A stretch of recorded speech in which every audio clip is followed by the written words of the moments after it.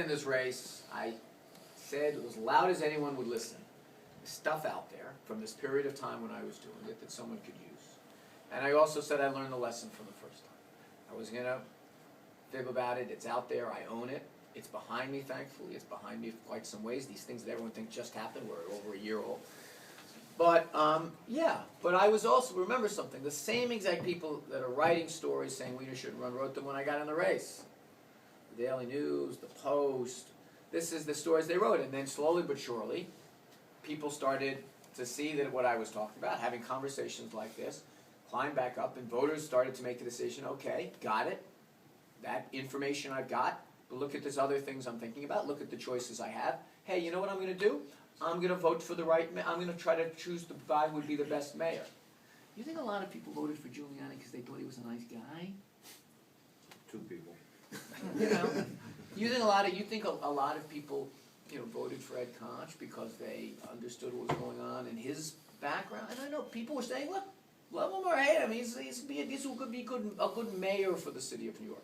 So the question now becomes, am I going to be able to get that? I have very powerful voices in the city who do not want me to win.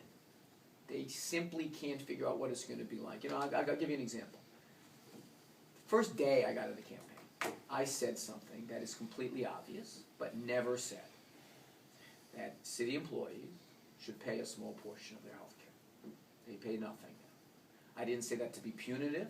I said it based on my experience with health care, that consumers that spend nothing on it are less good consumers than people who spend a few bucks on it. So I said 10%.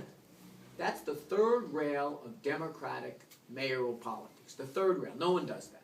Not that it's not obvious, not that we don't have a 40% increase in health care costs for the next 4 years, but no one does it. I did it. Why? Because I'm not interested in not breaking China here. I'm interested in solving problems. So there was an outrage among people in labor unions. No. Quiet. Because they know it's the right thing to do, and they also know what they're going to threaten me with. They say, I've got the perfect thing. I'm right on the substance, and I'm not trying to appeal to someone. No, I ask you.